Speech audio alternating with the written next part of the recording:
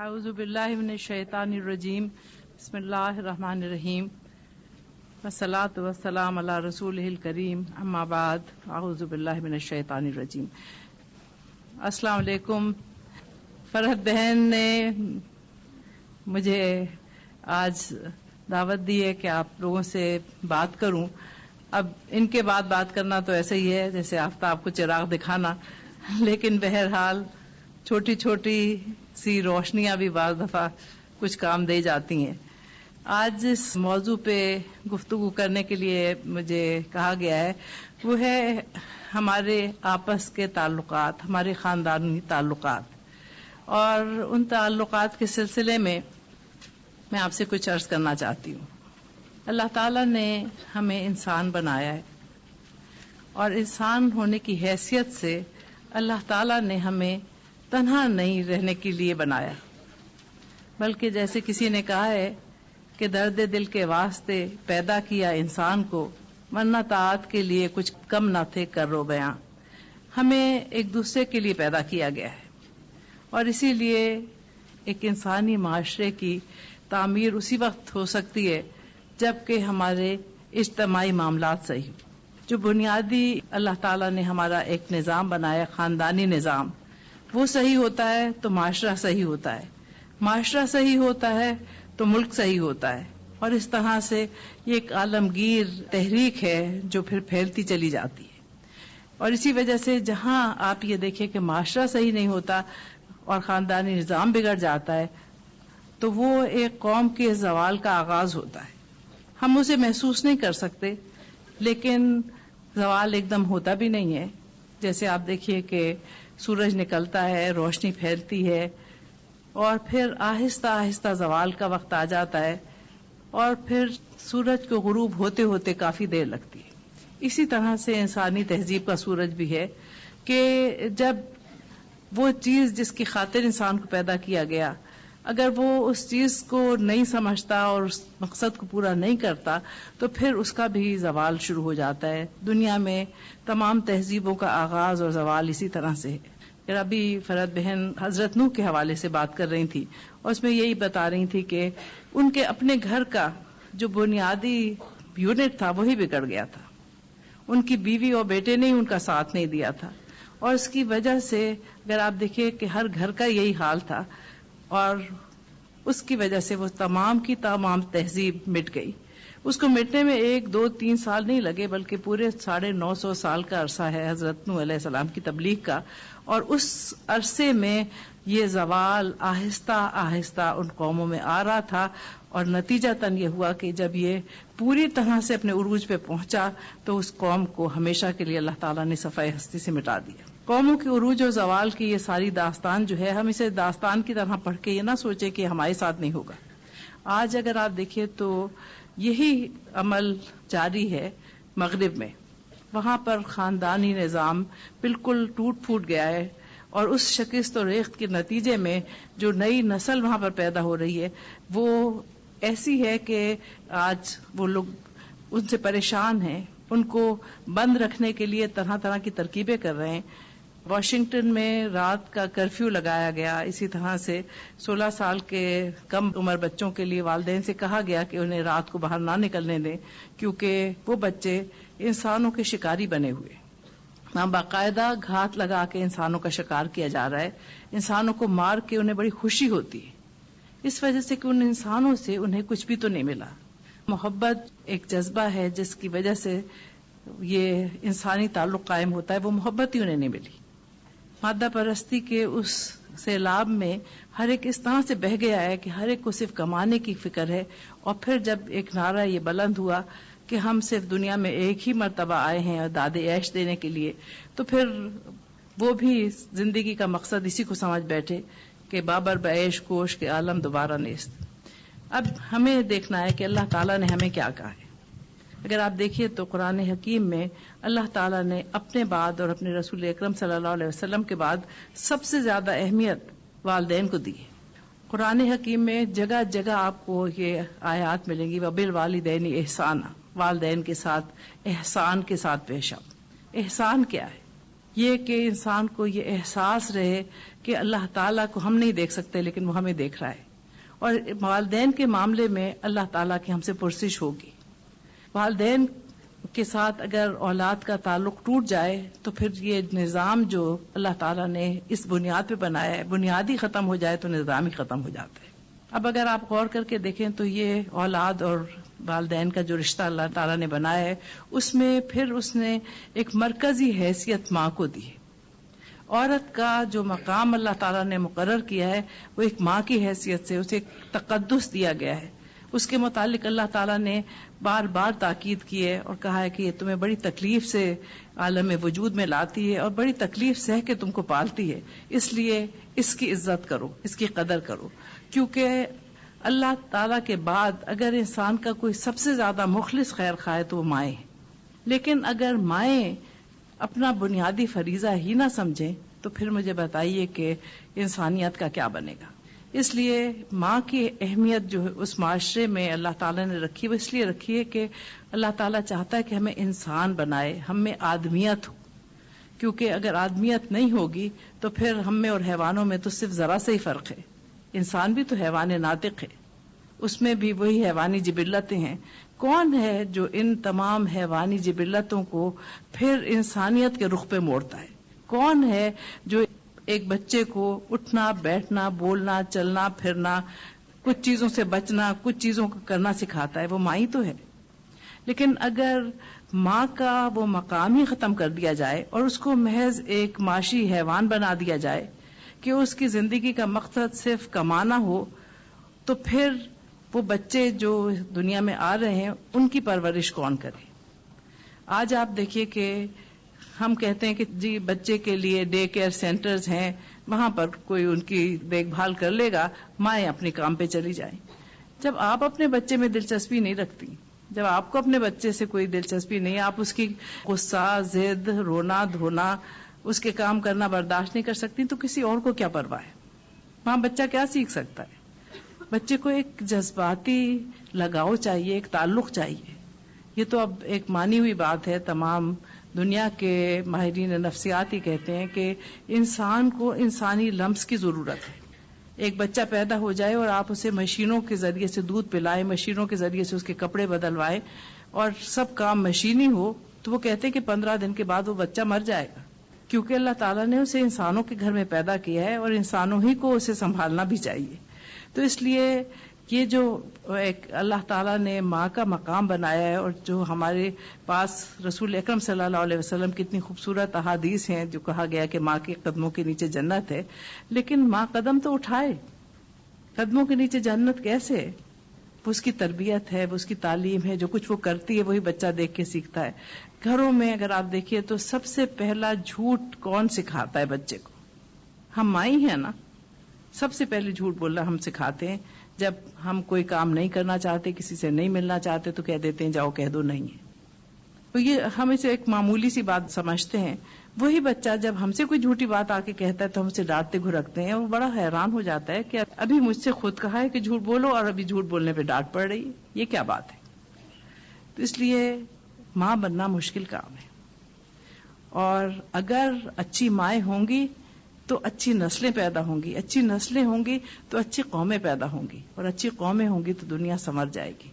اس لیے دراصل سب سے پہلی چیز جو ہے وہ یہ ہے کہ بحیثیت خواتین نے ہمیں اپنا مقام سمجھنا چاہیے.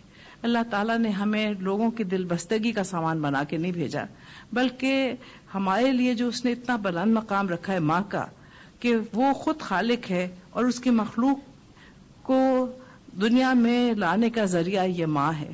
اس لیے اس کی اتنی عزت ہے. اللہ تعالیٰ نے اس کو اتنا بلند مقام دیا ہے, اسے کہا ہے کہ اس کے لیے ہر ایک کی دل میں عزت ہونی چاہیے, اس کا ایک مقام ہونا چاہیے. اور اس مقام کو حاصل کرنے کے لیے اللہ تعالیٰ نے ہمارے لیے سب سے پہلی چیز جو کی ہے وہ یہ ہے کہ ہمیں معاشی طور پہ اس نے خود کفیل بنا دیا ہے. کسی بھی خاتون کو کفالت کے لیے کام کرنے کی اللہ تعالیٰ نے پابندی نہیں لگائی, بلکہ اس کی کفالت کا بوجھ بہت سے لوگوں پہ ڈالا ہے, اور وہ ان کا احسان نہیں ہے بلکہ اللہ نے حق رکھا ہے. اسی لیے جب آپ کی ایک گھر سے دوسرے گھر میں تبادلہ ہوتا ہے شادی کی صورت میں، تو سب سے پہلی چیز جو اللہ تعالیٰ نے ہمارے لیے بنائی ہے وہ یہ کہ اس کے ہاتھ میں مہر کی رقم ہو، تاکہ یہ دوسرے کی دست نگر نہ ہو، اس کا ہاتھ نیچے والا نہ ہو. کل یہ ماں بننے والی ہے، اس لیے اس کا ایک مقام ہو اس خاندان میں بھی جہاں یہ جا رہی. اب میں اس نئے حوالے سے ہی میں آپ سے بات کرنا چاہتی ہوں، کیونکہ ہمارا جو خاندانی نظام اس وقت ٹوٹ پھوٹ رہا ہے وہ اس نئے رشتے کے حوالے سے سب سے زیادہ اس میں شکست و ریخت ہو رہی ہے. آج ہمارے یہاں نعرہ لگایا جا رہا ہے مساوات کا، کہ خواتین مردوں کے مساوی ان کو سب کچھ مل جانا چاہیے. لیکن اگر آپ دیکھیں تو کائنات میں کیا کہیں مساوات ہے؟ کیا کوئی برابر ہے؟ ہماری 5 انگلیاں بھی برابر نہیں ہیں. اگر یہ برابر ہوں تو ہم ان سے کوئی کام ہی نہیں کر سکتے. ان 5 انگلیوں کو آپ برابر کر دیں، اگر یہ آپ کا انگوٹھا چھوٹا نہ ہو اس انگلی سے تو آپ کوئی چیز پکڑ نہیں سکتے صحیح طرح سے. اس لیے اللہ تعالیٰ نے ہر ایک کے لیے کچھ مقام بنائے، کچھ ذمہ داریاں ہیں اور کچھ حقوق ہیں. حقوق اور فرائض کی ایک نہایت ہی خوبصورت تقسیم ہے، اور اسی کو اللہ تعالیٰ توازن کہتا ہے. اور اسی لیے وہ کہتا ہے کہ توازن کو نہ بگاڑو. جب بھی ہم توازن کو بگاڑیں گے تو ظاہر ہے کہ سب چیزیں بکھر جائیں گی. اس پہ ایک توازن ہے جس پہ یہ قائم ہے. اگر آپ اس کو اس طرح سے ذرا سا الٹا دیں تو یہ سب چیزیں جو رکھی ہیں پلٹ جائیں گی. اسی طرح سے ہم توازن کو بگاڑتے ہیں جب ہم کہتے ہیں کہ بالکل دونوں کو برابر کے حقوق ملنے چاہیے، اور فرائض کی ہم میں سے کوئی بات نہیں کرتا. اس لیے جہاں تک کہ خواتین کا تعلق ہے، خواتین کے حقوق کا تحفظ اللہ تعالیٰ نے قرآن حکیم میں کیا ہے. اور اسی وجہ سے آپ دیکھیں کہ قرآن حکیم میں سورہ نساء ہے، سورہ رجال کوئی نہیں ہے، کیونکہ اللہ تعالیٰ جانتا ہے کہ معاشرے کی باغ ڈور باقی سب چیزیں مردوں کے ہاتھ میں ہیں. اس کی معاشی تمام باغ ڈور مردوں کے ہاتھ میں ہے. اس لیے معاشرتی مقام دینے کے لیے اللہ تعالیٰ نے پھر عورتوں کے تحفظ کے حقوق بنائے ہیں، مردوں کے لیے کچھ فرائض رکھے، اور اس طرح سے اللہ تعالیٰ چاہتا ہے کہ اس نظام کو ہم جاری کریں. اب ایک خاتون کی جب شادی ہوتی ہے تو اس میں اللہ تعالیٰ نے ہمارے لیے کتنی بڑی بات رکھی ہے جو کہ پہلے کبھی بھی نہیں تھی. ایک عورت کو تو جینے کا بھی حق نہیں تھا. اللہ تعالیٰ نے پہلے سب سے جو ہمیں حق دیا وہ جینے کا حق تھا. عورتوں کی تعظیم کس طرح سے کرائی اللہ تعالیٰ نے؟ اگر ذرا سا آپ غور کریں کہ رسول اکرم صلی اللہ علیہ وسلم پہ جب پہلی وحی آئی تو آپ نے آ کے کسے بتایا؟ آپ اپنے چچا حضرت ابو طالب سے بھی کہہ سکتے تھے کیونکہ وہ والد کی جگہ تھے، ایسی پرورش کی تھی، بہت محبت کرتے تھے. آپ اپنے بچپن کے دوست حضرت ابو بکر کے پاس بھی جا سکتے تھے. لیکن اللہ تعالیٰ نے جیسے کہا کہ ان کے لیے ان کا جوڑا اس لیے بنایا کہ وہ اس سے تسکین حاصل کریں. وجہ سکون انسان کی شریک حیات کو بنایا ہے. اس لیے آپ نے یہ بات آ کے سب سے پہلے حضرت خدیجہ کو بتائی، اور وہ تھی سب سے پہلے ایمان لانے والی، وہ تھی رسول اکرم صلی اللہ علیہ وسلم کو تسلی دینے والی. اور اسی وجہ سے پھر آپ دیکھیے کہ اللہ تعالیٰ نے یہ مقام دیا ایک عورت کو کہ وہ ہے جو اپنے شوہر کی صحیح دوست اور مونس ہے، ساتھی ہے. اس لیے جو باتیں وہ کسی اور سے نہیں کہہ سکتے وہ اپنی بیوی سے کہہ سکتے ہیں. اسی لیے اللہ تعالیٰ نے اس رشتے کو ایک لباس کی طرح سے کہا ہے کہ تم ان کا لباس ہو، تمہارا لباس ہے. لباس ہمارے حسن میں اضافہ کرتا ہے، ہماری خوبصورتی میں اضافہ کرتا ہے، اور اسی لیے اللہ تعالیٰ چاہتا ہے کہ شوہر اور بیوی کا رشتہ لباس کا سا ہو، جو ایک دوسرے کے عیب جاننے کے باوجود ان کو مشتہر نہ کریں بلکہ ان عیبوں پہ پردہ ڈھاکیں، ایک دوسرے کے لیے حسن اور زیبائش میں اضافہ ایک باعث بنے.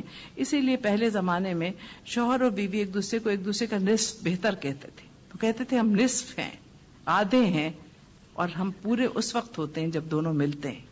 تو یہ ملاپ جو ہے وہ انہیں ایک مکمل انسان بناتا ہے، کیونکہ ایک مرد ہے جس کے اندر جذباتیت بالکل نہیں ہوتی، وہ بہت ہی پریکٹیکل ہوتے ہیں.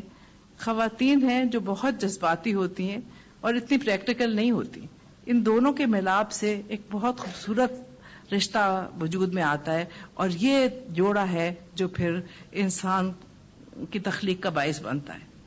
اور اس سے جب بچے پیدا ہوتے ہیں ان کے اختلاط سے تو پھر ایک بیلنس قائم ہوتا ہے. ایک طرف وہ ہے جو کہ زندگی کے تمام مسائل پریکٹیکلی ہینڈل کر رہا ہے، اور دوسری طرف وہ خاتون ہیں جو جذبات کو ہاتھ سے نہیں جانے دیتی. وہ نازک جذبات، لطیف احساسات کی مالک ہیں جو ہر چیز کو محسوس کر لیتی ہیں. بچی کی ہر تکلیف کو، ہر کمی کو، ہر پریشانی کو وہ محسوس کر سکتی ہیں. اور اس طرح سے اس بچے کی جب نشو و نما ان دونوں کی شرکت سے ہوتی ہے تو وہ بچہ ایک خوبصورت زندگی کی ابتدا کرتا ہے.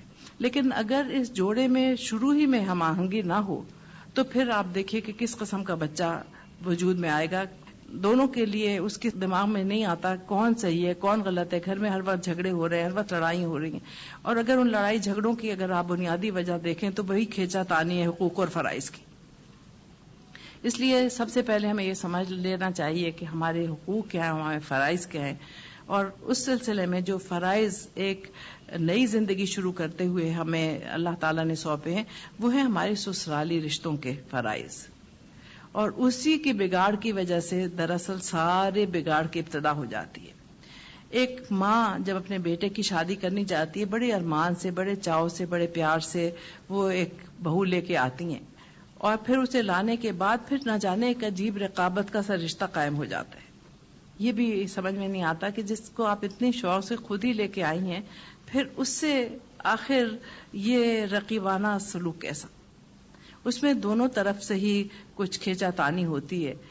بیوی چاہتی ہے کہ وہ اپنا حق جتائے, وہ چاہتی ہے کہ وہ اپنی پوری کی پوری توجہ شوہر اس کو دے, اور ماں چاہتی ہے کہ جیسی توجہ پہلے اسے دی جاتی تھی وہی توجہ اب بھی اس کو حاصل رہے, وہ بیوی کی طرف دیکھے بھی نہیں.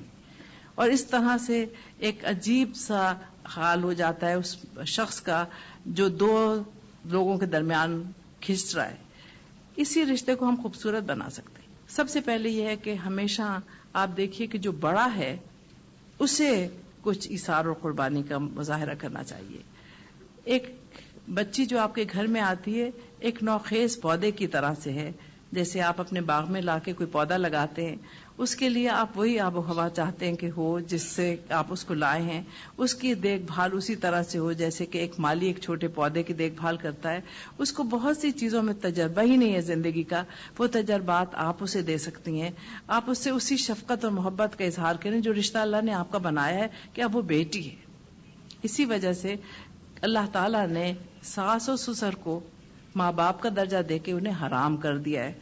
ایک عورت کی طلاق بھی ہو جائے تو بھی اس کا خسر اس کے باپ ہی کی جگہ رہے گا, وہ اس سے شادی نہیں کر سکتا. اس کا شوہر مر بھی جائے تب بھی وہ اس سے شادی نہیں کر سکتا. ساری عمر کے لیے اسے باپ بنا دیا. اس کی وجہ کیا ہے؟ اس لیے کہ وہ اس کے بچوں کا دادا بھی ہے, اور اللہ تعالیٰ چاہتا ہے کہ وہ بچے دادا اور دادی کی شفقت سے کبھی بھی محروم نہ ہوں. چاہے شوہر اور بیوی ایک دوسرے سے الگ بھی ہو جائیں لیکن انہیں ان بزرگوں کی محبت اور شفقت ملے, ان کی حفاظت ملے, وہ اس سائے دار درخت سے اس کے سائے سے فائدہ اٹھائے. اس لیے اللہ تعالیٰ نے اس کو اتنا خوبصورت رشتہ بنایا. ماں باپ ہیں, آپ جوان ہیں, وہ اب زندگی کے زوال کی طرف جا رہے ہیں, انہیں ان جوانوں کی ضرورت ہے. اس لیے ایک جوڑا ہے جو دو جوڑوں کی اب ذمہ داری سنبھال چکا ہے, وہ بھی اسی طرح سے ماں باپ ہیں. بیٹے کے لیے, مرد کے لیے اس کی بیوی کے والدین بھی والدین کا درجہ رکھتے ہیں.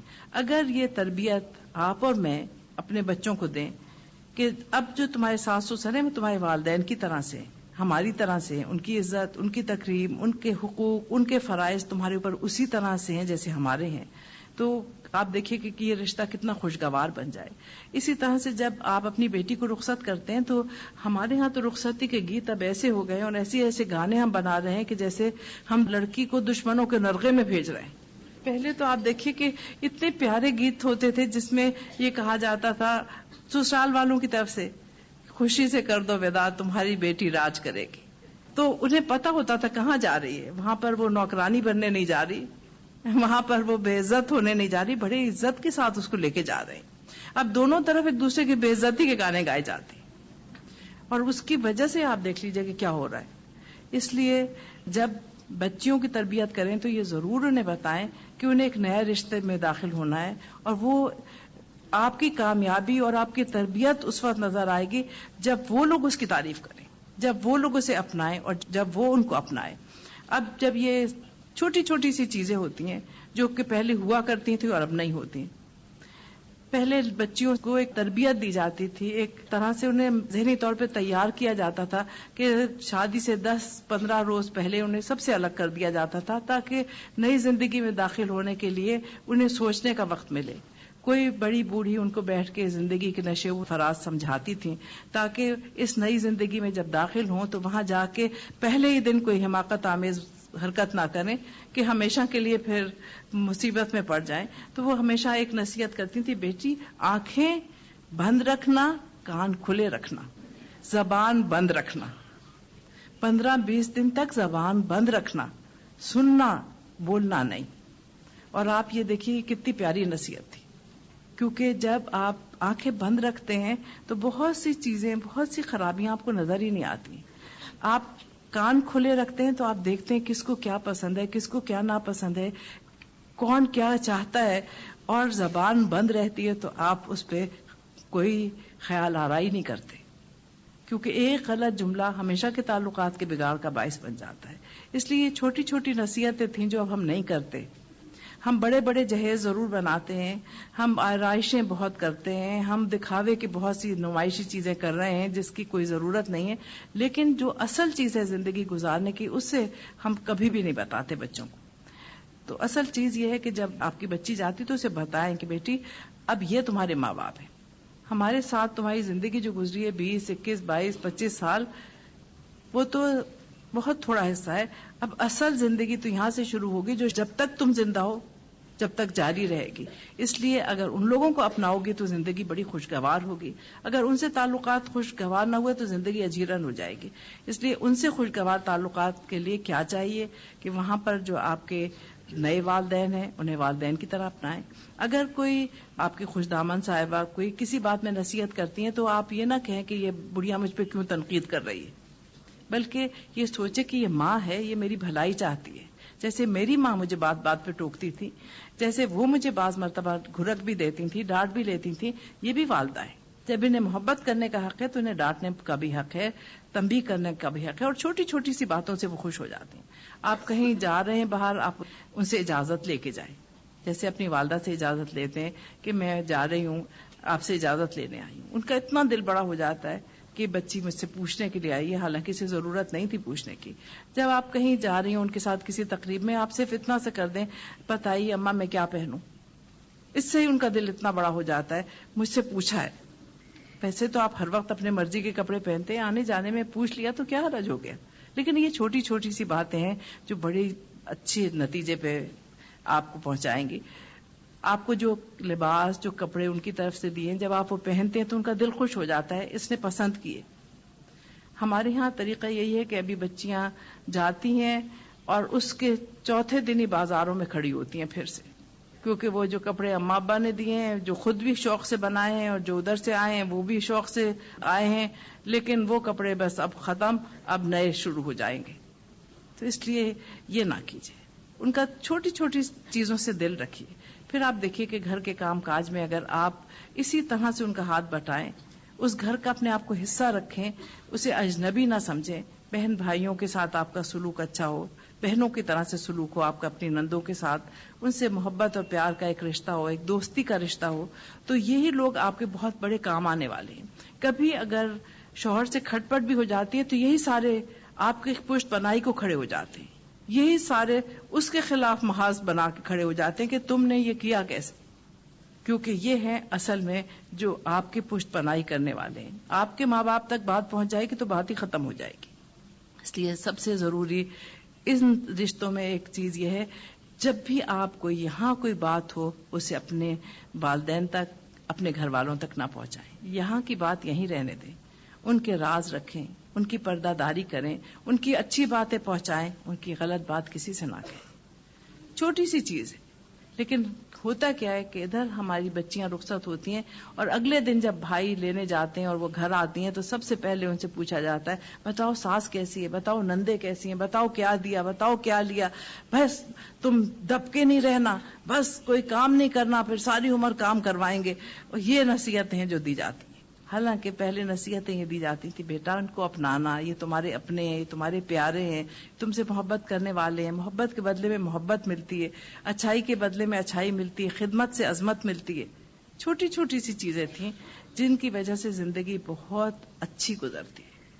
ابھی فرحت بہن سے میں یہ کہہ رہی تھی کہ مجھے 4 دن ہوئے یہاں آئے ہوئے، اور افسوس یہ ہے کہ کوشش کرتی رہی لیکن پھر میں سارے دن غائب رہتی تھی، کیونکہ ماشاءاللہ میری سسرال کے یہاں تقریباً 30 افراد ہیں، اور میں ہر ایک کے پاس فردن ملنے گئی کیونکہ وہ سب کے سب ایسے ہیں جو انتہا سے زیادہ محبت کرنے والے ہیں. میری اس 45 سالہ زندگی میں نے جو سب سے بڑی نعمت پائی ہے وہ ان کی محبت ہے. ان میں سے بچے بڑے میرے ہم عمر سبھی چاہنے والے اور سبھی محبت کرنے والے. جس کے ہاں ایک دن گئی ہوں اس نے کہا کہ ایک دفعہ اور آ کی شکل دکھا جاؤ، بہت دنوں بعد آئی ہو. اور میری بیٹی یہ کہہ رہی تھی کہ امی اب ہر جگہ تو ہم نہیں جا سکتے. میں نے کہا نہیں، ہمیں ہر جگہ ہی جانا ہے، کیونکہ یہ محبت کرنے والے لوگ ہیں اور محبت کسی قیمت میں نہیں ملتی. یہ اتنی قیمتی چیز ہے جس کو حاصل کرنے کے لیے آپ کو کچھ نہ کچھ اپنے آپ کو گھسنا پڑتا ہے، کچھ نہ کچھ آپ کو اپنے پروگراموں میں کمی کرنی پڑتی ہے، اپنی جان مارنی پڑتی ہے. جب تک آپ دوسروں کے لیے اظہار اور قربانی نہیں کریں گے اس وقت آپ کو کچھ بھی نہیں حاصل ہوگا. اس لیے جو یہاں پر نوجوان بچیاں ہیں ان سے میں یہی کہوں گی کہ آپ جتنا بڑوں کی خدمت کریں گی، جتنا ان کی عزت کریں گی، اتنا ہی پھر آپ کو اپنے بچوں سے عزت ملے گی، اتنا ہی آپ کو قدر ملے گی، اتنی ہی محبت ملے گی. کیونکہ محبت نہ قیمتی تحفوں سے ملتی ہے، نہ اچھے لباس سے ملتی ہے، نہ کسی اور چیز سے ملتی. جن چیزوں کے پیچھے اس وقت ہم دوڑ رہے ہیں اس سے کچھ بھی نہیں ملتا. اس سے وہ سکون، وہ اطمینان، وہ خوشی، وہ راحت آپ کو نہیں مل سکتی جو راحت اور خوشی اور اطمینان اور سکون آپ کو محبت کرنے والوں سے ملتی ہے. اس لیے محبت حاصل کرنے کے لیے سب سے پہلے اللہ کے احکامات مانیں. اللہ تعالیٰ نے ان دونوں رشتوں کا ذکر کیا ہے اور اسے اپنا معجزہ قرار دیا کہ کس طرح سے دو خاندانوں کو میں ملا دیتا ہوں اور ان میں ایک محبت اور مودت کا رشتہ قائم کر دیتا ہوں، کس طرح سے دو اجنبی لوگوں کو ملا دیتا ہوں. اور یہ اللہ کا ایک معجزہ ہے کہ دو انسان جو ایک دوسرے کو نہیں جانتے پھر یکجان اور دو قالب ہو جاتے. تو اس لیے اس رشتوں کو قائم کرنے کے لیے چھوٹی چھوٹی سی جو قربانیاں ہیں وہ ضرور دیجیے، اس پہ ضرور عمل کیجیے. پھر اس کے علاوہ والدین کی جو اہمیت ہے اس کو کبھی نہ بھولیے، کیونکہ ہماری تمام عبادات، ہماری تمام ریاضتیں، ہماری تمام چیزیں ضائع ہو جاتی ہیں اگر والدین ہم سے خوش نہیں ہوتے. اس لیے والدین کی خوشی کو ملحوظ رکھیے. اس سلسلے میں چاہوں گی کہ اگر کوئی بھی سوال آپ کے ذہن میں ہو تو آپ پوچھیں، کیونکہ ان رشتوں کے معاملات میں بہت سے سوالات ہیں جو بچیاں کرتی ہیں اور بہت سی چیزیں ہیں، بہت سی الجھنیں ہیں جو ان کے ذہن میں ہوتی ہیں، تو ہمیں اس کے سلسلے میں معلوم ہونا چاہیے. سب سے پہلی چیز تو یہ ہے کہ والدین کو جس چیز میں آج کل میں سمجھتی ہوں کہ مسائل ہیں وہ یہ ہے کہ ہم جب شادیاں کرتے ہیں تو اس کے لیے بھی اللہ تعالیٰ نے ہمیں کچھ ہدایات دی ہیں، اور شادی کے لیے جو ہدایت سب سے بڑی اللہ تعالیٰ نے دی ہے کہ اس میں والدین کی رضامندی اور بچوں کی رضامندی دونوں شامل ہونی چاہیے. جو بچیاں شادی شدہ نہیں ہیں ان کو اس بات کا بڑا احترام ہونا چاہیے کہ جو والدین ان کے لیے سوچتے ہیں اس سے بہتر آپ کبھی بھی نہیں سوچ سکتے. ہم عام طور پہ یہ سمجھتے ہیں کہ ہمارے فیصلے بہت اچھے ہیں، لیکن جب بھی انسان اپنے والدین کے مشورے کے بغیر کوئی فیصلہ کرتا ہے عام طور پہ بعد میں اسے پچھتانا پڑتا ہے، کیونکہ اس نے صرف ایک ہی نظریے سے چیز دیکھی ہے. اس زندگی کے متعلق وہ تجربات جو آپ کے والدین کو ہیں وہ آپ کو حاصل ہی نہیں ہے.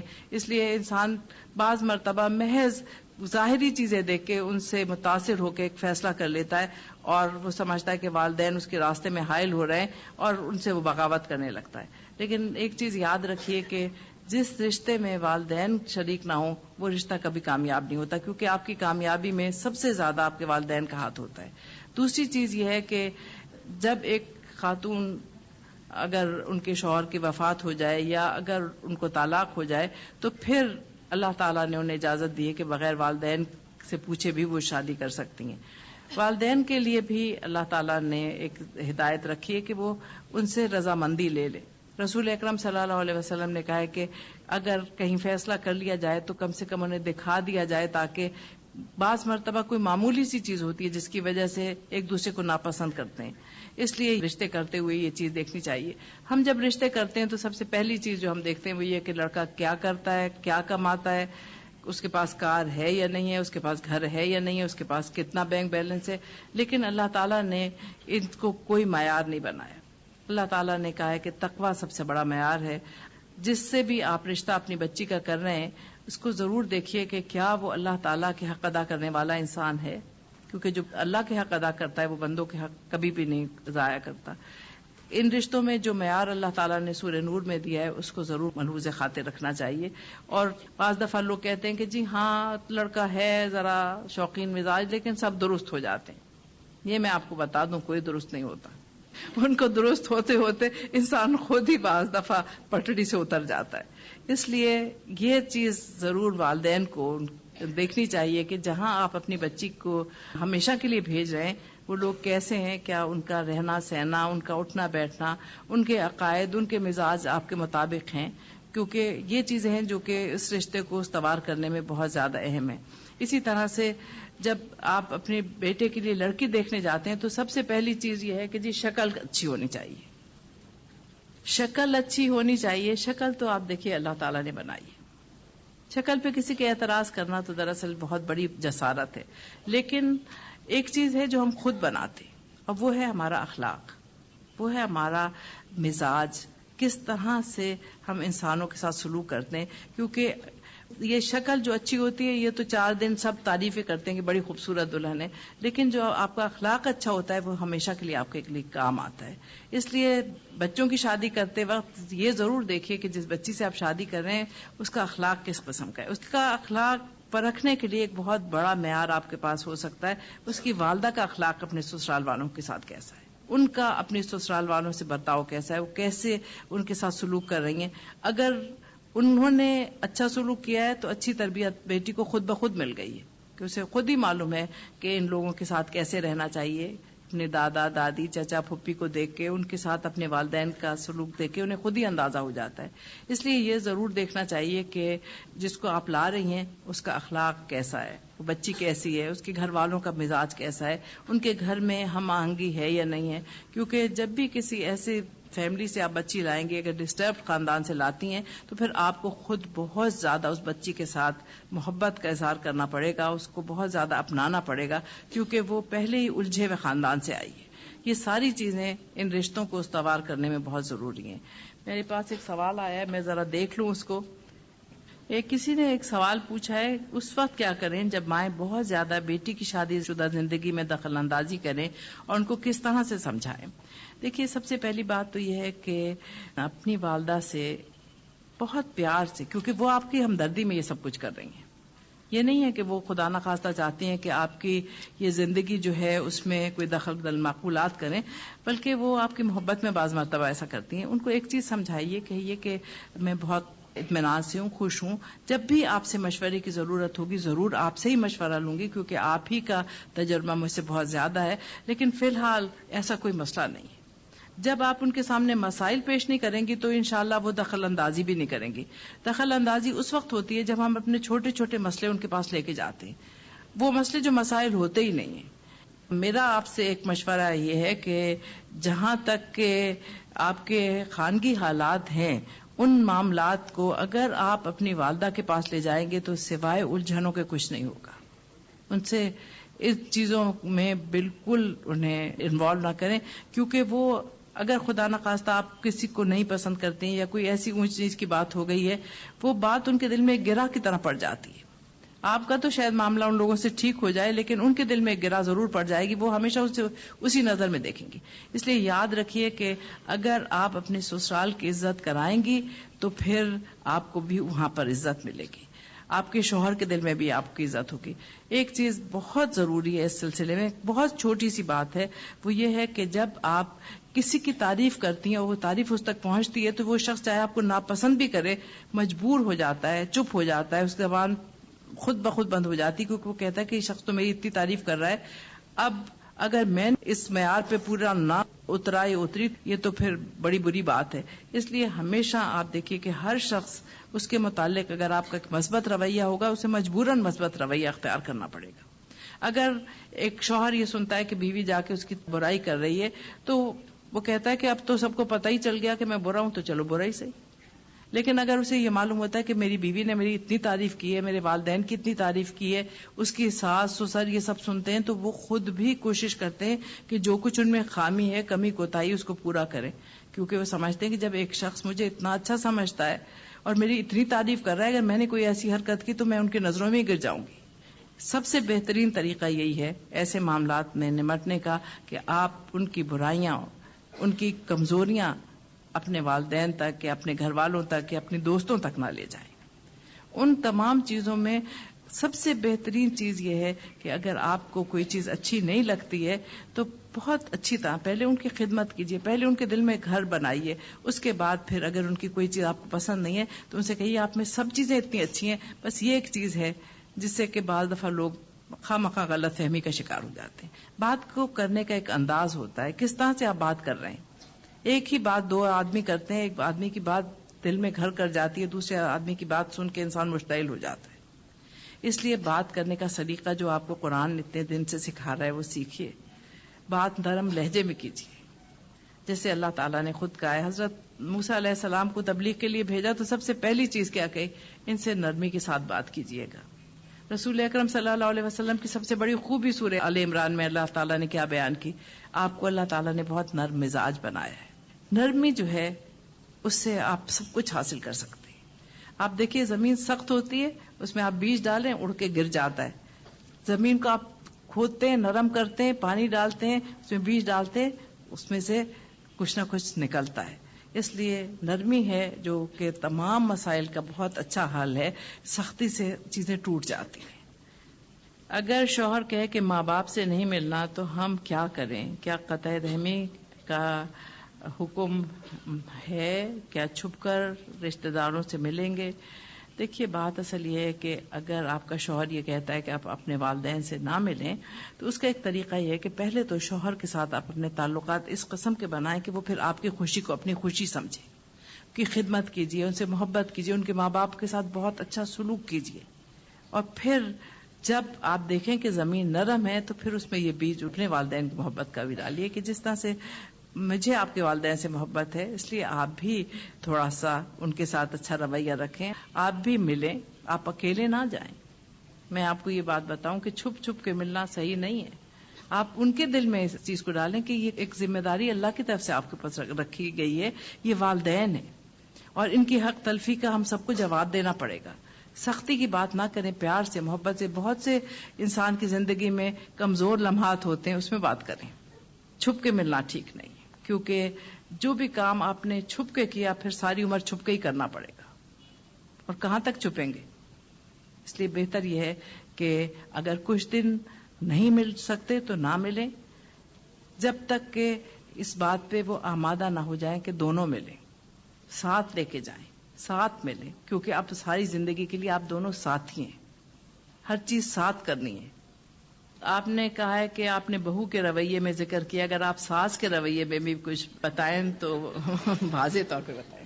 جی اتفاق سے میں بہو بھی ہوں اور ساس بھی ہوں، میرے 2 بیٹوں کی شادی ہوئی بھی ہے، اور میں آپ کو یہ بتاؤں کہ ساس ہونے کی حیثیت سے جو سب سے پہلی چیز ہے وہ یہ ہے کہ جس بچی کو آپ لائے ہیں آپ اسے ہمیشہ یہ سمجھیے کہ آپ کی جیسے بیٹی ہے، جس طرح سے آپ اس سے محبت و شفقت کرتے ہیں، جس طرح سے آپ اس کی ناز برداری کرتے ہیں، اسی طرح سے اگر آپ اس بچی کی کریں گے تو یہ آپ کی بیٹی بن جائے گی، کیونکہ آپ کی بیٹی جو ہے وہ تو کسی اور کی بیٹی بنے گی تھوڑے دنوں کے بعد، یہ آپ کی بیٹی ہے، یہ ہمیشہ آپ کے ساتھ رہے گی۔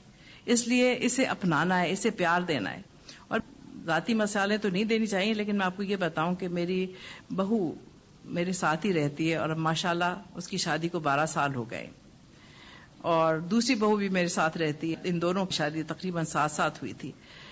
جو میری چھوٹے بیٹے کی بیوی ہے اس کی ہاں جب اس کا بچہ ہونے لگا تو میرے بیٹے نے اسے مذاق میں کہا کہ امی کہتی ہیں جس کے ہاں بچہ ہوگا اس کو میں گھر سے نکال دوں گی، تو اپنا گھر کرے، میں نہیں بچوں کی ٹینٹیں برداشت کر سکتی۔ تو صبح سے میری بیٹی نے کہا پتہ نہیں امی کیوں کلثوم روئی جا رہی ہے۔ میں نے کہا کیا ہوا؟ کہنے لگی کہ مجھے تو وہ کچھ نہیں بتاتی، آپ ہی پوچھیں، آپ سے بات کرتی ہے۔ میں نے کہا اچھا۔ میں نے کہا بچے تم کیوں رو رہی ہو؟ اس نے کہا امی کیا آپ مجھے نکال دیں گی؟ میں نے کہا کیوں بیٹا، اللہ نہ کرے، کیوں نکال دوں گی؟ اس نے کہا کہ جاوید کہتے ہیں جب تمہارے بچہ ہوگا تو امی کہہ رہی ہیں کہ میں نہیں برداشت کرتی بچوں کو، تو میں تمہیں نکال دوں گی، امی اللہ کے واسطے مجھے نہ نکالیے گا۔ میں کہا نہیں بیٹا میں تمہیں کوئی نہیں نکال رہی۔ پھر جب خیر سے اس کے بچہ ہونے والا تھا تو اس کی والدہ آئی مجھ سے کہنے لگی کہ آپا اگر آپ کہیں تو میں لے جاؤں۔ میں کبھی تمہاری بیٹی ہے 100 دفعہ لے جاؤ، خوشی سے لے جاؤ، مجھ سے پوچھنے کی بات ہی نہیں۔ تو جب وہ چلی گئی تو مجھ سے کہنے لگی امی مجھے نہ بھیجیں۔ میں نے کہا کیوں بچے؟ کہنے لگی کہ بھائی امی تو صبح ہی اٹھا دیتی ہیں، یہاں تو میں آرام سے اٹھتی ہوں، تو آپ مجھے نہ بھیجیں، کوئی بہانہ کر دیں۔ میں نے کہا بچے اب میں کیا کہوں؟ تمہاری امی کہیں گی کہ یہی شاید کچھ گڑبڑ کریں گے۔ کہہ لیں گے آپ یہ کہیے ہسپتال یہاں سے قریب ہے وہاں سے دور ہے، یہاں 4-5 لوگ لے جانے والے ہیں، وہاں تو صرف تمہارے ابا ہی ہیں، تو ان سے کہیں تم یہاں آ جاؤ۔ میں نے کہا ہاں ٹھیک ہے. میں نے ان سے کہا کہ بھائی تم یہاں آ جاؤ نا میرے پاس, ہم سب مل کے چلے جائیں گے. پھر جب ہسپتال سے فارغ ہونے لگی تو مجھ سے کہہ لگی امی اب مجھے آپ پہلے آ جائیے گا تاکہ آپ مجھے گھر لے جائیں. اب آپ دیکھ لیجئے کہ اگر ساسیں اس طرح سے پیار اور محبت کا سلوک کریں, اسی طرح سے جس دن یہ بچیاں آئیں میں نے کہا بیٹا دیکھو یہ میری الماری ہے, اس میں میری چادریں ہیں, تم لوگ چادر اوڑھتے ہو تو میری چادر جس کے ساتھ میچ کرے لے جائے. میرے جوتے یہاں رکھے ہوئے, ہم سب کے پاؤں کا ایک ہی ناپ ہے, جس کو میرا جوتا کوئی پسند آئے وہ لے جائے. یہ اس الماری میں جو چھوٹے موٹے بندے بندے ہیں یہ رکھے ہوئے, جس کو جو پسند آئے لے جائے, اور جس کا جو جی چاہے کھولے لے جائے, چابی لو اور لے جاؤ. تو وہ ابھی تک یہی ہے کہ وہ آتی ہیں, کوئی جوتا لے گیا, کوئی چادر لے گیا, کوئی بندے لے گیا, ٹھیک ہے, بڑی خوشی سے, مجھے بڑی خوشی ہوتی ہے کیونکہ میں تو استعمال کم کرتی ہوں, اور وہ بچیاں جب کرتی ہیں تو میرا دل خوش ہو جاتا ہے جب وہ اتنی اپنائیت سے مجھ سے اپنی سب باتیں کہتی ہیں. بہت دفعہ میری چھوٹی والی بہو مجھ سے کہتی ہے امی میں وہ باتیں آپ سے کہتی ہوں جو میں اپنی امی سے کہتے ہوئے ڈرتی ہوں کیونکہ ان سے بڑی ڈانٹیں پڑتی ہیں. تو جب آپ کسی سے پیار کریں گے تو کیوں نہیں وہ پیار کرے گا. اسی لیے تو میں سب سے پہلے بزرگوں کو کہہ رہی ہوں کہ آپ ایک پودا لائے ہیں ایک باغ میں سے, اسے پیار سے رکھیں, اسے اس کی دیکھ بھال کریں, اس کو صحیح آب و ہوا دیں, وہ انشاءاللہ آپ کے ہاں بہت اچھا طرح پھلے پھولے گا. اسے اپنی بیٹی سمجھے. یہ جو ہماری عادت ہوتی ہے کہ جی اپنی بیٹی 10-11 بجے سو کے اٹھی تو کہتے ہیں تھکی ہوئی ہے بیچاری سونے دو, اور بہو اگر ذرا سی دیر میں اٹھی کیا ہے نیستی کی ماری پڑی ہوئی ابھی تک. بچے ہیں اپنے نواسا نواسی ہیں ان کو کندھوں پہ بٹھائے پھر رہے ہیں, پوتا پوتی ہیں ان دھتکار رہے ہیں, جاؤ اپنی اماں کے پاس, جاؤ اپنی اماں کے پاس. بھائی آپ کے ہی بیٹے کے بچے ہیں, وہ کہیں ساتھ تو نہیں لے کے آئی تھی, تو ان کو کیوں نہیں پیار کرتے. اگر آپ ان کے ساتھ وہی سلوک رکھیں جو اپنی بیٹیوں کے ساتھ رکھتے ہیں, ان بچوں کے ساتھ وہی سلوک رکھیں, آخر آپ کے بچے ہیں, تو پھر آپ دیکھیے کہ کبھی بھی ایسی کوئی چیز نہیں پیدا ہوتی. ابھی کچھ دن پہلے مجھے کسی نے بتایا کہ آپ کا پوتا میرے یہاں آیا تھا, تو میں نے اس سے پوچھا کہ بھائی تم بتاؤ تمہیں سب سے اچھا کون لگتا ہے گھر میں. تو اس نے کہا سب سے اچھی تو ہمیں دادی لگتی ہیں, اس کے بعد ہمیں پھپھی لگتی ہیں. تو انہوں نے کہا خالہ, انہوں نے کہا خالہ ہیں تو ہماری باہر رہتی ہیں تو وہ تو کبھی کبھی آتی ہیں, اور نانو امی ڈانٹتی ہیں, تو اس لیے دادی ڈانٹتی نہیں کہانیاں سناتی ہیں.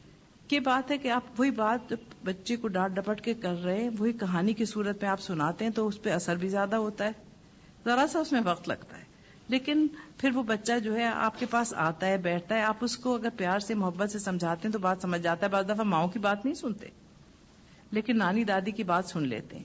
اس لیے یہ رشتے جو ہیں ان کو قائم کرنے کے لیے تھوڑی سی انسان کو اپنے اندر ذرا سی گنجائش پیدا کرنی چاہیے. اگر ہمارے گھر میں کوئی بھابھی اور امی یا بھابھی کا کسی بہن یعنی نند کے ساتھ تعلقات اچھے نہ ہو رہے ہوں تو ہم کیا کردار ادا کر سکتے اس مسئلے کو حل کرنے کے لیے, اور ہمیں اہمیت بھی دی جانی چاہیے. دیکھیے بات یہ اہمیت کی ہے کہ اہمیت دی نہیں جانی چاہیے. مجھے کل بڑی اچھی بات لگی, کسی نے کہا کہ مجھے دعا دو, تو اس نے کہا دعا لو, دو نہیں لو, ایسی بات کرو کہ کسی کے دل سے تمہارے لیے دعا نکلے. اس لیے اہمیت حاصل کریں, اہمیت دی نہیں جاتی حاصل کی جاتی ہے, اور وہ حاصل ہوتی ہے بہت عرقریزی سے, بہت محنت سے, بہت محبت سے, بہت خدمت سے. پہلے بزرگ کہتے تھے خدمت میں عظمت ہے. جب آپ کسی کی خدمت کریں گے, جب آپ کسی سے محبت کریں گے, جب آپ اس کے جذبات کا احترام کریں گے تو ایسا ہو ہی نہیں سکتا. انسان تو انسان ہی ہے نا, ایک ایک بوند آپ پتھر پہ ڈالتے جائیں اس میں بھی چھید ہو جاتا ہے. تو اس لیے یہ سارے تعلقات جو ہیں ان میں جو آپ کردار ادا کر سکتے ہیں, اگر کسی وقت بھابھی یا والدہ میں کسی بات میں کسی قسم کی کوئی غلط فہمی ہوئی ہے تو آپ کی بات والدہ زیادہ اچھی طرح سے سمجھ جائیں گی. آپ بتائیں نہیں بھابھی کا یہ مطلب نہیں تھا, وہ یہ نہیں کہہ رہی تھی جو آپ سمجھیے. بھابھی کو بھی جا کے سمجھائیں, امی ذرا سی کسی بات پہ ناراض ہیں, جائیں ان کے گلے میں ہاتھ ڈال کے لپٹ جائیں, پیار کر لیں, ٹھیک ہو جائیں گی. ٹھیک ہو جاتے ہیں معاملات. ہم نندے ہیں, ہماری بھابھی بھی ہمارے ساتھ اس بات پہ تکرار ہوتی ہے کہ وہ نماز نہیں پڑھتی ہیں, ویسے اٹھتی ہیں, منہ دھوتی ہیں اور ناشتہ بنانا شروع کر دیتی ہیں, تو ہمیں دلی تکلیف ہوتی ہے. اور اگر ان کو تلقین کرے تو بگڑتی ہیں. ہمارے یہاں اکثر اسی وجہ سے بدمزگی ہوتی ہے. اب بتائیے کس طرح سے سمجھائیں؟ اس طرح سے سمجھائیں کہ آپ اگر کسی پہ تنقید کریں تو کبھی آپ کی بات سنے گا ہی نہیں, وہ فوراً اپنے دفاع پہ آ جائے گا. وہ کہے گا میں نماز پڑھوں یا تمہارے لیے ناشتہ بناؤں. آپ جب صبح اٹھتی ہیں تو بھابھی کیوں بیچاری خالی ناشتہ بنائیں, آپ ان کا ہاتھ بٹائیں, آپ ان سے کہیں آئے بھابھی چلیں ہم دونوں پہلے نماز پڑھ لیتے ہیں پھر ناشتہ بنائیں گے. یہ اچھا طریقہ ہے ان سے کہنے کا نماز پڑھے. یہ کہنے کا آپ نماز نہیں پڑھتے اس لیے ہم آپ کے ہاتھ کا ناشتہ ہی نہیں کھاتے. کوئی بات نہیں، کیونکہ اگر آپ نماز پڑھ رہی ہیں اور اس کے ساتھ ساتھ آپ کے اخلاق ایسے نہیں ہیں جیسے ہونے چاہیے، تو پھر تو اس نماز سے واقعی وہ کہیں گے کہ اسے تو نہ پڑھنا ہی بہتر ہے. کیونکہ بھابھی کے ساتھ ہاتھ بٹانا بھی تو آپ کا کام ہے نا. آپ وہ جب ناشتہ بنا رہی ہیں تو آپ کسی دن آپ کہیں بھابھی آج آپ آرام کر لیں، میں ناشتہ بنا لوں گی. باری باری کر لیں یہ کام، پیار سے محبت سے ان سے اچھی طرح سے کہیں. وہ کہیں بھائی یہ ایک دم کہاں سے یہ تبدیلی آئی؟ آپ کہیں یہ تبدیلی نماز لائی ہے. نماز نے مجھے احساس دلایا کہ ہمارے ایک دوسرے کے ساتھ تعلقات کیسے ہونے چاہیے. انہیں بھی پھر خیال ہوگا کہ نماز بہت اچھی چیز ہے جس کی وجہ سے ان کو ان باتوں کا خیال آ رہا ہے جو پہلے کبھی نہیں آیا کرتا تھا. ٹھیک ہے نا، یہ بھی ایک اچھا طریقہ ہے. بہت دفعہ لڑکیاں سب کچھ لٹاتی ہیں سسرال پہ، محبت، مال، ہر چیز، قربانیاں، ذلت بھی بعض دفعہ اٹھاتی ہیں. اس کے باوجود اگر سسرال میں ایسے بہت سے ظالموں کا سامنا پڑے تو وہ ایسے میں کیا کرے؟ ان ظالموں سے محبت کریں. جو محبت ہے نا وہ بڑے سے بڑے ظالم کو پانی کر دیتی ہے. کیونکہ آپ یہ دیکھیے کہ ایک چیز جو شیطان کرتا ہے ہمارے سارے معاملات میں اور تعلقات میں، وہ ہے نفرت. نفرت سے کوئی چیز کبھی وجود میں نہیں آتی. آپ کا یہ سوچ لینا کہ وہ ظالم ہے اس نفرت کا اظہار کر رہا ہے جو آپ کے دل میں چھوٹے سے کسی کونے میں چھپی ہوئی ہے. اصل بات یہ ہے کہ ہم اپنے اوپر خود ظلم کرتے ہیں جب ہم دوسروں کے متعلق ایک منفی سوچ رکھتے ہیں یا ایک منفی رویہ اختیار کرتے ہیں. ہر ایک چیز کا ایک مثبت پہلو بھی دیکھیے، اور وہ مثبت پہلو یہ ہے کہ اگر کوئی زیادتی کر بھی رہا ہے تو اس زیادتی کے بدلے میں اللہ تعالیٰ نے کیا کہا ہے؟ اچھائیوں کے ذریعے سے برائیوں کو دور کر دو. بدتمیزی کا جواب تہذیب سے دے. ایک خاموشی ہے جو بہت سے مسائل کا حل ہے. کوئی تلخ اور ترش بات کہتا ہے، اندر سے شیطان تھپکی دیتا ہے اس سے بڑھ کے منہ توڑ جواب دو، بول ہی نہ سکے آگے. لیکن آپ خاموشی اختیار کرتے ہیں. وہ انتظار میں ہوتے ہیں کہ اب جواب آئے گا تو ان کے دل میں ایک جواب پہلے سے تیار ہوتا ہے. وہ وہیں کا وہیں رہ جاتا ہے جب آپ چپ ہو جاتے. پھر وہ کوئی ایسی بات کہتی ہیں تاکہ آپ کو اکسائیں، پھر آپ خاموش رہتی ہیں. پھر وہ کچھ کہتی ہیں، پھر آپ خاموش رہتی ہیں. آخر وہ ہار جاتی ہیں. اور کچھ دیر کے بعد جب انہیں احساس ہوتا ہے کہ انہوں نے کیا کیا کچھ کہا ہے اور آپ نے کچھ بھی نہیں کہا اور آپ نے اپنے رویے میں بھی کوئی تبدیلی نہیں آنے دی، تو پھر خود ہی آ کے معافی مانگتی ہے. اس لیے ظالم جو ہے اس کو آپ اس کی مدد کریں، اسے ظالم نہ بننے دیں، اسے اچھا بنائیں. اور اسے اچھا بنانے کا طریقہ یہ نہیں ہے کہ آپ ظالم کے ساتھ ظلم کریں، بلکہ اس کا اچھا بنانے کا طریقہ یہ ہے کہ اسے پیار سے محبت سے جیت لیں. جیتنا جو ہے اس میں آپ دیکھیے کوئی بھی مہم جیتنی ہو، کوئی لڑائی سر کرنی ہو تو کیا ہوتا ہے کہ اس میں محنت مشقت کرنی پڑتی ہے. اس کے ہتھیار اور ہیں اور اس کے ہتھیار اور ہیں.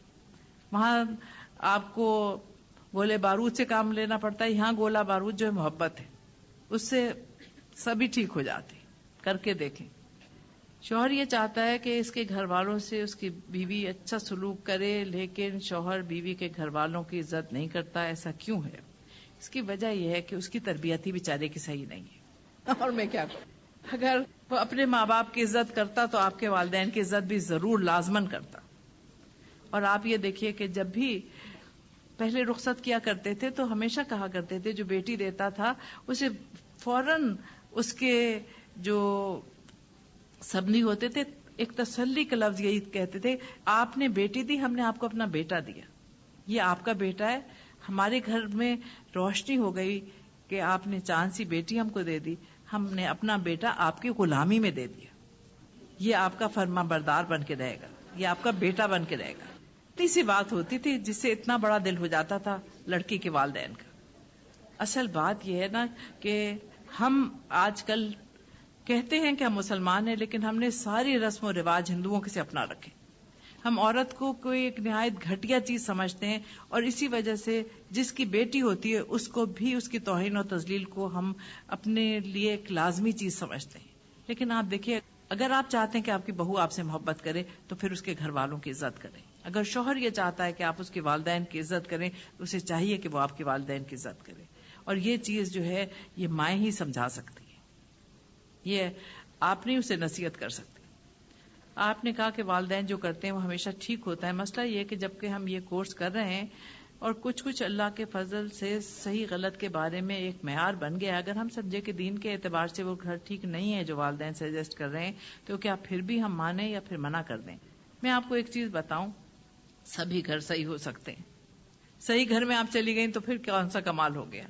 یہ جو تربیت آپ نے حاصل کی ہے، اس سے تو گھروں کو صحیح کرنے کے لیے آپ کو دی جا رہی ہے نا. فرد بہن اتنا اپنا وقت دے رہی ہیں، اپنی جان کھپا رہی ہیں آپ کے ساتھ، کس لیے؟ تاکہ آپ گھروں کو صحیح کریں. اگر آپ بنے بنائے گھر میں جا کے بیٹھ جائیں تو پھر کیا فائدہ؟ بنائیں اس کو اپنے مطابق، پیار سے، محبت سے، اچھی طرح سے. میں آپ کو بتاؤں، مجھ سے ایک بچی نے قرآن مجید پڑھا اور اس کی جو ساس تھی وہ بھی آیا کرتی تھی میرے پاس، تو وہ لوگ سمجھے کہ یہ بھی بہت دیندار خاتون ہے. انہوں نے بغیر پوچھے دیکھے ہاں کر لی. جب اس بچی کی شادی ہوئی تو کچھ دوسرے روز وہ اپنی والدین کے پاس جانے کی بجائے میرے پاس آئی اور اس نے کہا کہ آپ نے مجھے ایک بات کہی تھی کہ تمہیں کبھی بھی کوئی مسئلہ ہو تو اپنی والدین کو تنگ نہ کرنا، میرے پاس آ جانا. اب مسئلہ یہ ہے کہ میرے شوہر کو تو کلمہ بھی نہیں آتا، اور سسرال میری یہ ہے کہ جب میں وہاں گئی اور میں نے کہا کہ میں نماز پڑھنا چاہتی ہوں تو انہوں نے کہا تم پاگل ہو، کہیں دلہنیں بھی نماز پڑھتی ہیں. اور پھر انہوں نے کہا کہ جب میں نے نماز کی نیت باندھی تو گھڑی گھڑی میری نند آگے سے گزر رہی تھی تاکہ میری نماز میں خلل ہو. اب میں کیا کروں؟ میں نے کہا بھائی ابھی تو بات شروع ہوئی ہے، ابھی تو امتحان کا وقت آ گیا ہے، اب تم وہ کرو جو تم نے سیکھا ہے، تم ان کے دل میں گھر کرو، تم ان کو کوئی تنقید نہ کرو، کچھ برا نہ کہو، پیار سے محبت سے ان کے کام کرو، ان کی ہر اچھی چیز کی تعریف کرو، ہر بری چیز کو نظر انداز کر دو. کچھ دنوں میں تم دیکھنا کہ انشاءاللہ یہ سب بدل جائیں گے. اور آپ یقین کیجئے صرف 4 مہینے کے بعد پھر سے میرا اس سے ملنے کا اتفاق ہوا. تو میں گئی ہوئی تھی وہیں جہاں وہ رہ رہی تھی، تو اس نے کہا کہ آپ میرے پاس آئیے، کھانا کھائیے. میں نے کہا بھائی آج تو تمہارا شوہر گھر پہ ہوگا. اس نے کہا نہیں، جمعے کو اس کو آدھی چھٹی ہوتی ہے تو وہ مسجد میں پھر قرآن پڑھنے چلا جاتا ہے. اور اس دفعہ اس نے زندگی میں پوری مرتبہ پورے روزے رکھے اور 5 وقت نماز پڑھ رہا ہے. اور پھر آپ کو میں ایک اور چیز بتاؤں کہ جب امریکہ میرا جانے کا اتفاق ہوا تو یہ لوگ امریکہ چلے گئے تھے، یہ اس کی شادی کی کوئی 20 سال بعد کا ذکر ہے. وہاں مجھے لوگوں نے کہا کہ ایک جوڑا یہاں آیا ہے اور وہ اتنے اچھے لوگ ہیں، انہوں نے پڑوسیوں سے اتنا اچھا سلوک کیا اور اتنے اچھے ہیں کہ 6 خاندانوں نے ان کے ہاتھ پہ اسلام قبول کیا ہے. میں نے پوچھا کہ ان کا نام کیا ہے؟ اس بچی کا نام نگہت تو نہیں؟ اس نے کہا نگہت ہے. میں نے کہا ہاں، بس اس سے مجھے یہی امید تھی. تو آپ دیکھیے کیا نہیں کر سکتا انسان.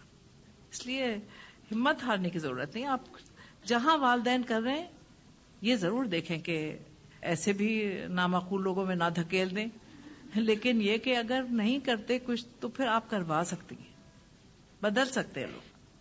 دین کی طرف آنے والی خواتین کی بہت عام مشکل یہ ہے کہ اللہ کے فضل سے ہم اس راہ پہ آ گئے ہیں، جبکہ آج کے مرد، ہمارے شوہر دنیاوی دوڑ دھوپ میں اتنے مشغول ہیں کہ راہ حق پہ ہمارے ساتھ ہی نہیں ہیں. ہماری دلچسپیاں اور معیار بدل چکے ہیں. ایسے میں کیا کریں؟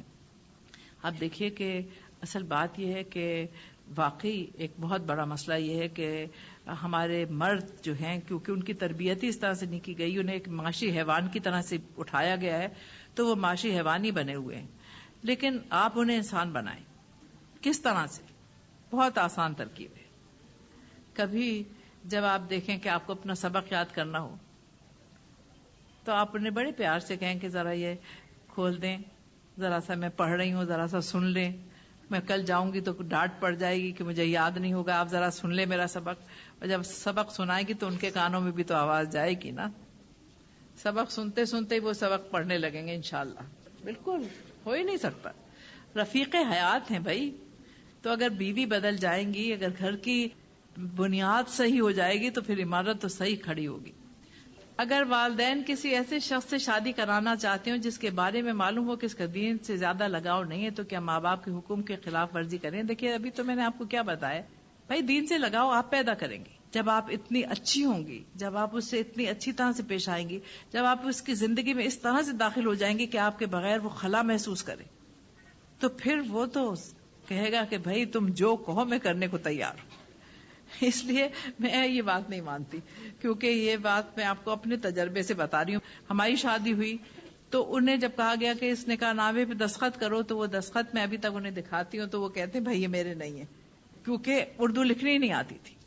لیکن پھر قرآن مجید جب میں نے پڑھنا شروع کیا اور اسی ترکیب سے کہ یہ میرا سن لیں، یہ مجھے بتا دیں، آج میں نہیں پڑھ سکتی، ذرا یہ 2-4 صفحے پڑھ کے ذرا سے مجھے بتا دیں، لکھ دیں، ذرا سے اس کی جسٹ لکھ دیں. جان بوجھ کے میں اس قسم کی حرکتیں کرتی تھی، تو اس سے اتنا شوق پیدا ہوا کہ اب وہ اقبال کے اور غالب کے شعروں کی تشریح کرتے ہیں بچوں کے سامنے، کہنے لگے کہ یہ تمہارا سارا ذوق تمہاری اماں نے خواہ میرے اندر ڈال دیا، اب میں کیا کروں، اب تو میں کر ہی نہیں سکتا کچھ. اب پڑھ بھی رہے. تو اصل بات یہ نا کہ آپ کس طرح سے چیز کرتے. ایک اگر آپ اپنے شوہر سے کہیں تمہیں کچھ نہیں آتا، میں الہدا سے پڑھ کے آئی ہوں تمہیں کچھ نہیں آتا، پھر تو وہ کہیں گے بیوی تم نہیں جاؤ الہدا. آپ کو میں ایک بڑے مزے کی بات بتاؤں، کبھی کبھی کوئی لطیفہ بھی ہونا چاہیے. مرتبہ میرے پاس ٹیلی فون آیا ایک صاحب کا، اور انہوں نے کہا اس زمانے میں نیا نیا ہم نے پڑھانا شروع کیا تھا اور 2-3 لڑکیاں پڑھنے آیا کرتی تھی. تو فون آیا ایک صاحب کا اور انہوں نے کہا کہ جی دیکھیے آپ کے اندر درس ہوتا ہے اور اس میں آپ ایک چیز کیجیے نا کہ عورتوں کو یہ بھی بتائیے نا کہ وہ اپنے شوہروں کو مارا نہ کریں. میں سمجھی کوئی مذاق کر رہا ہے. تو میری عمر بھی زیادہ نہیں تھی، 32-33 سال کی میری عمر تھی. مجھے بہت غصہ آیا، میں نے کہا کوئی صاحب یوں بدتمیزی کریں، مذاق کر رہے ہیں. تو کہنے لگے کہ دیکھیے میری بیوی مجھے بہت مارتی ہے، تو اگلے درس میں آپ ضرور کہیے گا کہ بیویاں شوہروں کو نہ ماریں، یہ منع ہے، اللہ کی طرف سے منع ہے. میں نے کہا بھائی اچھا خیر. مجھے ہنسی بھی آئی، میں آئی تو لڑکیاں کہہ لیں گی کیوں ہنس رہی ہیں آپ. میں نے کہا بھائی کسی کا اس طرح سے بہت ہی دکھیا کوئی شوہر ہے جس کا یہ فون آیا ہے، یا تو کوئی شرارت کر رہا ہے. خیر اس کے بعد میں نے کوئی نوٹس نہیں لیا، جمعرات گزر گئی، پھر ان کا فون آیا. دیکھیے میں تو بڑی بےتابی سے جمعرات کا انتظار کر رہا تھا، آج کچھ بھی نہیں ہوا، میری بیوی تو ویسی کی ویسی رہی. میں نے کہا بھائی پتہ نہیں کیا مسئلہ ہے. اس کے بعد انہوں نے، میری استاد تھی، ان کو خط لکھا اور انہوں نے کہا کہ جی ہم نے آپا سے کہا تھا کہ آپ اس شوہروں کے بارے میں، ان کے حقوق کے بارے میں بھی کچھ بتا دیا کریں، اور میری بیوی مجھے بہت مارتی ہے، تو اللہ کے واسطے کچھ تو آپ بتائیں. اب ہم نے کہا ہم سورہ اعراف پڑھ رہے ہیں، اس میں شوہروں کا کہاں سے ذکر کریں. تو ایک لڑکی جو پڑھتی تھی اس سے میں نے کہا بھائی تم ذرا سوال پوچھ لینا کہ شوہروں کے ساتھ کیا سلوک ہونا چاہیے، اس کے بعد پھر دیکھو کچھ جواب دیں گے. خیر انہوں نے سوال پوچھا، پھر میں نے انہوں نے کہا نہیں. میں نے کہا دیکھیے اصل بات یہ ہے کہ شوہر جو ہے اس کا اللہ تعالیٰ نے خود ہی کہا ہے کہ وہ آپ کے اوپر ایک درجے اس کو فضیلت ہے، اور آپ جو قرآن پڑھ رہے ہیں تو آپ کو تو قرآن کی ہر ایک چیز کے متعلق معلوم ہونا چاہیے، ایک درجے فضیلت ہے. جب آپ کا شوہر گھر آتا ہے تو اسے معلوم ہو کہ اس کا استقبال کیا جا رہا ہے، آپ کے بچوں کا باپ ہے، اس کی عزت کریں.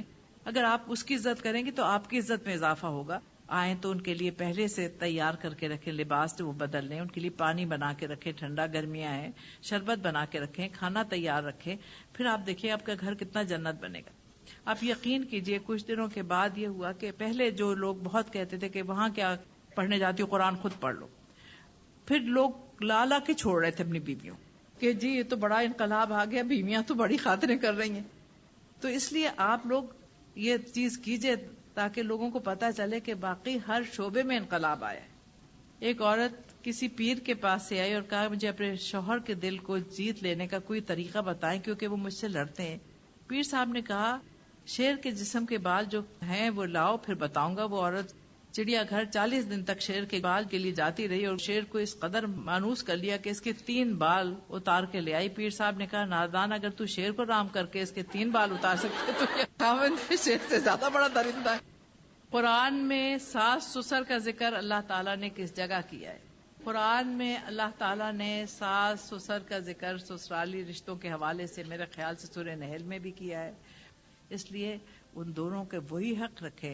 اگر آپ دیکھیں تو قرآن سے زیادہ آپ کو جو چیز معلوم ہوتی ہے رسول اکرم صلی اللہ علیہ وسلم کے سلوک سے معلوم ہوتی ہے کہ آپ نے کیا کیا، آپ نے اپنے سسرال والوں کے ساتھ کیا سلوک کیا.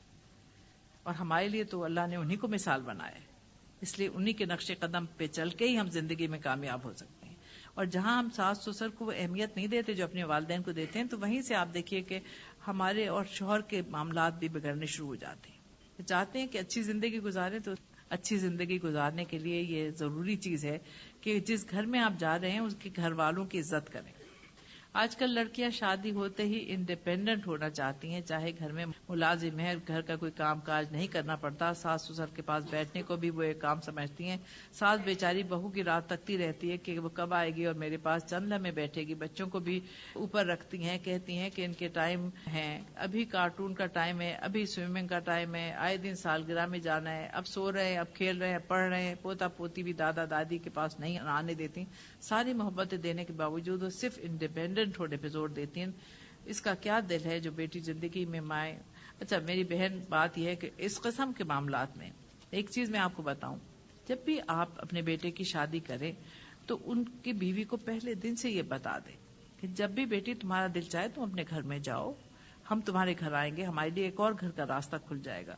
بڑی خوشی سے رہو اور کوئی جبر نہیں کہ ہمارے ساتھ رہو. اس سے آپ خود دیکھیے کہ ان کو خود ہی خیال آئے گا کہ وہ کیا کیا چیزیں ہیں جو کہ یہاں پر ان کو حاصل ہیں، جو اپنے گھر میں جا کے ان کو حاصل نہیں ہوں گی. کیونکہ بنی بنائی جب چیز مل جاتی ہے تو انسان اس کی قدر نہیں کرتا. اگر آپ انہیں پہلے سے یہ کہہ دیں کہ بیٹا ہماری طرف سے کوئی روک ٹوک نہیں ہے، جب تمہارا دل چاہے تم الگ ہو جاؤ، جب تمہارا دل چاہے تم آؤ، جب تمہارا دل چاہے ملو، کیونکہ ہم تو تمہیں خوش دیکھنا چاہتے ہیں. کیونکہ وہ اس وقت جو آپ دیکھیے ہمارے دماغ میں جو یہ کیڑا انڈیپینڈنس کا سمایا ہے نا، اس میں ہمیں اندازہ نہیں ہے انڈیپینڈنٹ ہونے کا مطلب کیا ہے. جب آپ کو پکا پکایا کھانا مل رہا ہے، جب خدمت کے لیے ملازم مل رہے ہیں، تو پھر وہ ساری چیزیں جو آپ کو حاصل ہیں اس کی قدر ہی نہیں ہوتی. جب وہ چیزیں خود کرنی پڑتی ہیں پھر ایک ایک چیز کی قدر آتی ہے. اس لیے آپ اگر چاہتی ہیں کہ وہ آپ کی قدر کریں تو وہ اگر جانا چاہتی ہیں تو بڑی خوش ہو کے رخصت کیجیے، ان کے گھر کو بنانے میں ان کی مدد بھی کیجیے، ان کو انڈیپینڈنٹ ہونے میں مدد کیجیے، تاکہ انہیں اندازہ ہو کہ آپ ان کی خوشیوں میں حائل نہیں ہونا چاہتے. زبردستی کسی سے محبت نہیں کرائی جا سکتی. اس لیے جہاں کوئی بچی یہ اظہار کرے کہ میں الگ ہونا چاہتی ہوں تو اس کو بڑی خوشی سے الگ کرے، تاکہ وہ خوشگوار تعلقات خراب نہ ہوں. آپ کے نہ کرنے کے باوجود بھی آپ دیکھیے گا کہ پھر کیا ہوگا کہ آپ کے اپنے بیٹے سے بھی تعلقات خراب ہوں گے، کیونکہ ہر وقت ایک کھینچا تانی اور ایک رسہ کشی کا سما ہوگا. وہ ہر بات آپ کی ان کے کانوں میں پہنچائیں گی اور یہاں تک کہ وہ ان کو بددل کر دیں گی. اس سے بہتر یہ ہے خوش اسلوبی سے، پیار سے، محبت سے جانا چاہتی ہیں جائیں. آپ کا کیا بگڑے گا؟ کچھ نہیں. کیونکہ انہیں تو اندازہ ہی نہیں کہ وہ جب اپنے بچوں کو یہاں چھوڑ کے جاتی ہیں آپ کے پاس کہیں، تو انہیں یہ فکر نہیں ہوتا کہ بچوں کا کیا ہو رہا ہے. جب انہیں اپنے گھر میں جا کے رہنا پڑے گا تو پھر جو پابندیاں ان کے اوپر عائد ہوں گی، ابھی وہ سمجھتی ہیں آپ کے پاس رہنے میں پابندیاں ہیں، وہ پابندیاں جو اپنے گھر میں رہنے پر عائد ہوں گی نا، پھر ان کو پتا چلے گا کہ وہ کیا چھوڑ کے آئیں گے. پھر کچھ ہی دن کے بعد وہ آپ سے کہنا شروع کریں گی کہ واپس آؤں. آپ کہیں نہیں بچے رہو، آرام کرو. اب آپ کا بہت وقت میں نے لیا. اللہ تعالیٰ آپ سب کو جزائے خیر دے اور اللہ تعالیٰ ہم سب کو اچھے انسان بننے کی توفیق دے. ویڈیو کے نیچے سبسکرائب کے بٹن پہ کلک کریں، بیل کے آئیکن پہ کلک کیجیے تاکہ ہر نئی ویڈیو کی نوٹیفیکیشن